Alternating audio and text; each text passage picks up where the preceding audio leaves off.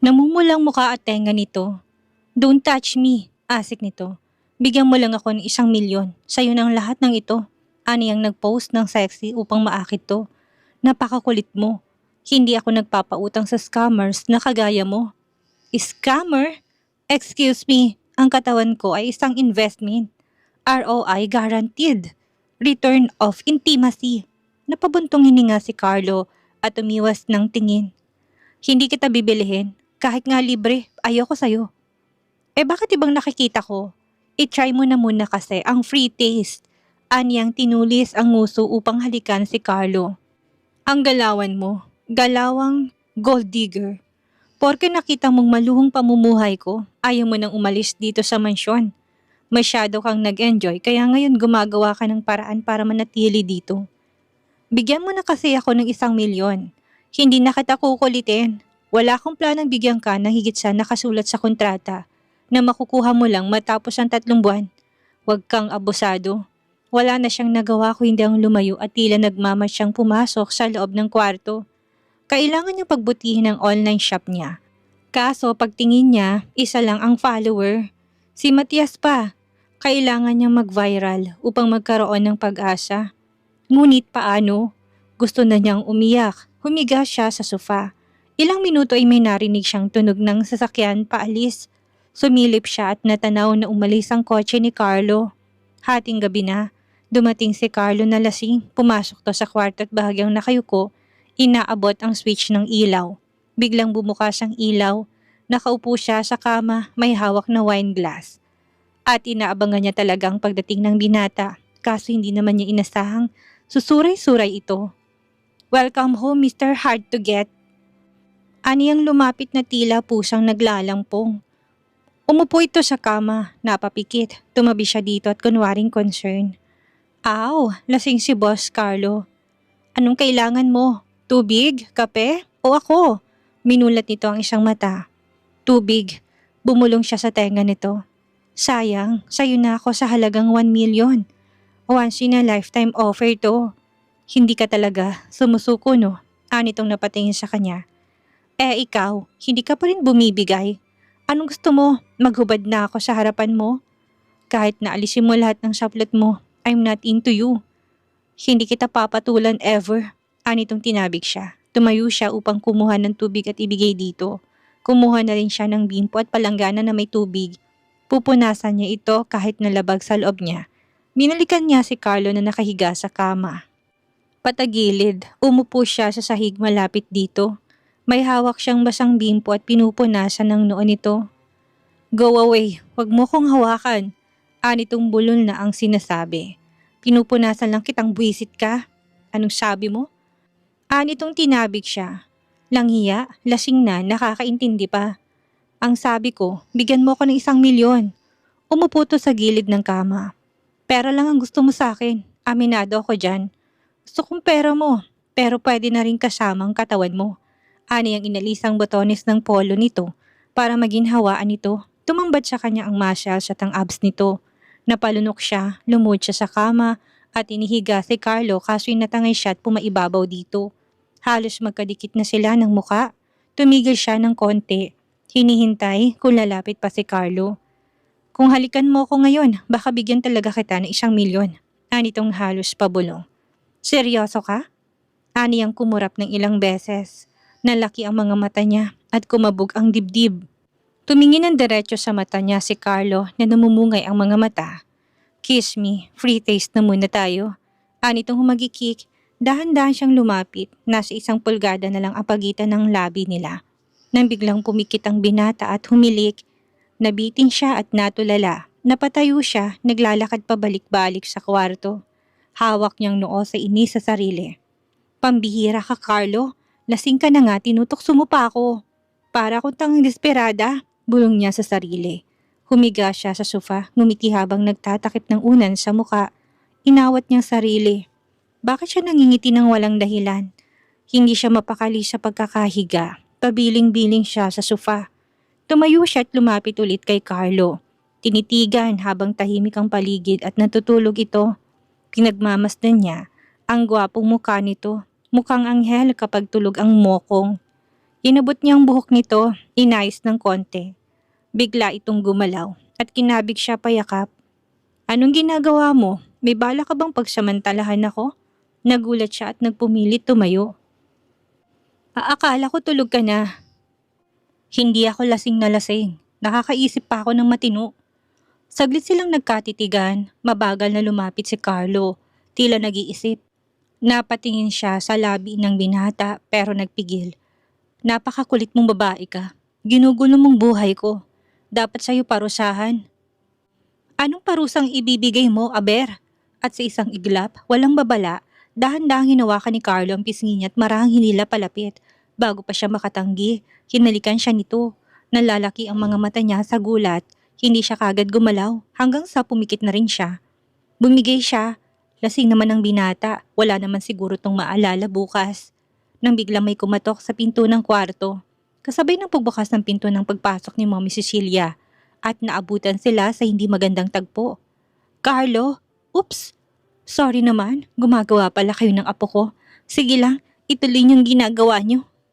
Mabilis siyang tumayo at pulang-pula ang mukha. Si Carlo naman ay nagpanggap yatang tulog upang iwasan ng ina. Ngumiti na lamang siya sa matanda nang ilapat ng muli ang pinto. Nakahinga siya ng maluwag. Tiyugyug niya ng bahagyang balikat nito. Tulog nga. Bumalik siya sa sofa ngunit naging mailap ang antok. Maliwanag ang araw nang magising siyang nakabahalot sa kumot. Sabog ang buhok pero may ngiti sa labi habang naalalang nangyari kagabi. First kiss niya, hinahaplos pa niya ang labi. Napalingon siya sa kwarto. Wala si Carlo. Tumayo siya at sumilip sa kusina. Naroon ito, kalmado, nakasuot ng malinis na shirt at nagtitimpla ng kape. Tila walang nangyari, lumapit siya dito at nagtimpla din ng kape. Kumusta? Wala ka bang hangover? Wala naman. Nalasing ako, sobrang pagod. Wala akong maalala pagbaba ko ng kotse. Wala kang naaalala? Ani ang natigilan. Hindi niya alam kung matutuwa o maiinis na. Hindi nito naalalang hinalikan siya kagabi. Bakit? May nangyari ba? Wala. Wala namang nangyari kagabi. Ani ang napahigop sa mainit na kape kaya napasong kanyang dila. Napakata. Ano na naman ang sasabihin mo? Kay aga-aga, sinisira mo araw ko. Sabi ko, be careful, baka mapaso ka. Oo, pasong-paso ko kagabi pa. Ani ang lumayo sa binata at dinala ang kape. Pumasok sa opisina si Carlo. Siya ang CEO ng Velasquez Realty Corporation.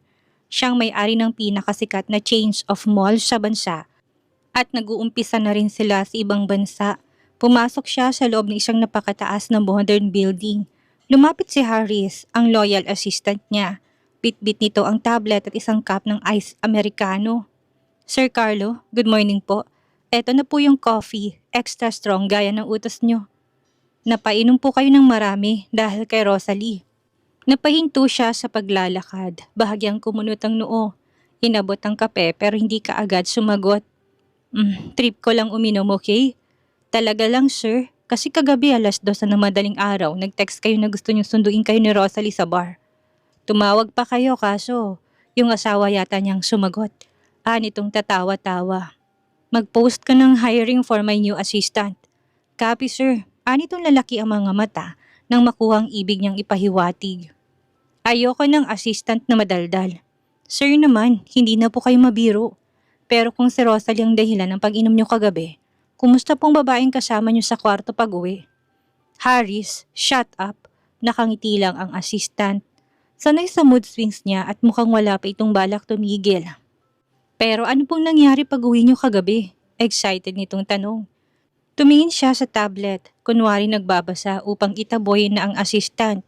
Pero halatang off siya dahil iniisip niya si Rosalie at ang halik kagabi. Naiinis siya kay Ligaya na napakakulit. Matagal pa siyang magtitiis dito. Dumudugo ang puso niya dahil nagkabalikan na sila Rosalie at Lucifer. Ang tagal niya naghintay sa wala.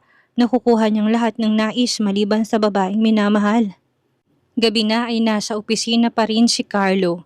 Si Harry ay sinamahan ng boss at nakaupo sa couch. Nagbukas siya ng wine. Sir, sigurado kayong iinom kayo ulit? Mukhang dumadalas pong pag-inom ninyo. Nagbuhos siya ng alak sa 2 baso. Tumigil ka Harris, uminom ka na lang. Tikman mong alak na to. Galing pa ng France yan. Inabot niya ang isang baso kay Harris at umupo sa tabi nito. Sir, si Rosalie ulit ang dahilan? O ang fake girlfriend mo? Of course, si Rosalie. Uminom siya at nagpakawala ng buntong hininga. She's back with Lucifer. Hindi na lang sila nagkabalikan. Magsasama na ulit ni isang pamilya. Napatigil at tahimik lang si Harris na nakikinig. Pinagpalit ako sa lalaki ng iwan sa kanya. Ako yung tumulong sa kanya. Ako yung nagayos ng buhay niya. Pero si Lucifer pa rin ang pinili niya. Ang taong nanakit sa kanya. Alam niyo sir, minsan kahit nagawin mong lahat para sa isang tao, kapag hindi kayo para sa isa't isa, hindi talaga. Hindi siya umimik. Umiling lang siya at uminom ulit. Lulunurin niyang sarili sa alak. Baka sakaling makalimutan niya si Rosalie. Nga pala, anong balita sa babaeng pinapahanap ko sa'yo? Sir, 17 years na po ang lumilipas kaya nahirapan ng mga tao nating hanapin ng batang babaeng. Sinasabi ninyong tumulong sa inyo pero hindi po sila tumitigil sa paghahanap. Hindi maiwasang bumalik sa alaala niyang batang babae. Parang kahapon lamang naganap ang lahat. Isang madilim makitid na eskinita, sugatan siya at marungis. Tumatakbo siyang parang wala ng lupa at hingal na hingal. Nakatakas siya mula sa mga kamay ng kidnappers. Wala siyang sapatos. Takot na takot. Biglang bumuhos ang ulan, tumigil siya sa isang abandonadong palengke. Doon niya unang nakita isang batang babae na sa tansya niya ay 6 o 7 taon lang. Payat, nakasuot ng oversized na jacket at may bitbit na supot ng tinapay. Nakatingin ito sa kanya, hindi takot, kundi curious. Nakita nitong takot sa mga mata niya, lalo na may 3 lalaking biglang dumating. Hinila siya ng batang babae at nagtago sila sa ilalim ng lumang mesa. Tinabing nito ang karton na nakita sa gilid. Ilang minuto sila sa ilalim ng mesa. Sumilip to sa labas. Wala na sila. Anitong umupo sa harap niya at nagabot ng tinapay. Tahimik si Carlo. Gutom. Inabot ang tinapay. Tahimik silang kumain. Umuulan sa labas. Walang nagsasalita. Parehong walang tahanan. Pero may katahimikan sa pagitan nila. Anong pangalan mo? Ani at nakatitik sa maamong mukha ng paslit na madungis. Matipid nitong tugon, tara sa mataas na lugar, bumabaha dito.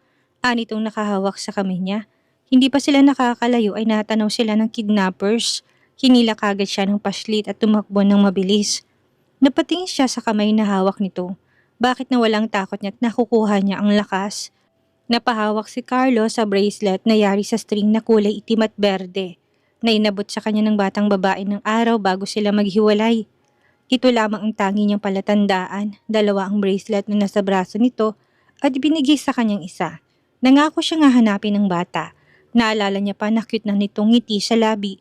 Sinubukan niya itong balikan ng ilang araw sa lugar kaso hindi niya na ito nakita. Kailanman hindi niya ito nakalimutan.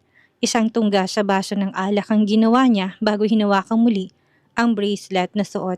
Palagi niya itong suot at nilalagay lamang niya sa wallet kapag nasa formal events.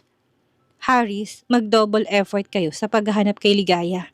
Okay sir, na-demolish na kasi ang squatters area na sinabi niyong lugar. Kaya nahirapan mga tao natin na hanapin ang magbayad ka. Wala akong pakialam kahit na magkano magastos ko. Kausapin isa-isa ang lahat ng pamilyang tumira sa lugar na yun. Alam mo bang nagustuhan ko si Rosalie dahil doon ko siya nakita sa ilog na malapit kung saan ko nakilalang bata. Iniligtas at tinulungan ko siya. Dahil sa batang tumulong sa akin noon. Huwag kang mag-alala sir, hahanapin natin ang babaeng nagligtas sa inyo at baka siya din ang solusyon para iligtas kayo sa broken-hearted era nyo. Natatawang sabi ni Harris na tumigil ang titigan niya ng matalim. Umuwi si Carlo na medyo hilo dahil siya nainom na alak. Sa kanyang pagpasok, bumungad sa kanyang mahinang ilaw ng kusina. Nandoon si Mami Cecilia at si Ligaya. Nakatayot may hawak na simpleng homemade cake na siya mismong gumawa. Happy birthday, Carlo! Sabay na bati nila. Nagulat ang binata sa hindi inasahang simpleng selebrasyon. Napangiti at lumapit sa dalawa. Kinantahan nila ng happy birthday. Make a wish. Ani ang nakangiti sa binata. Hinipa nito ang kandila. Happy birthday! Bati ng ina na humalik sa pisngi. Sumunod siya at dinampian din ito ng halik. Nagluto kami ng mga paborito mo. At syempre nag-bake ng cake si Ligaya.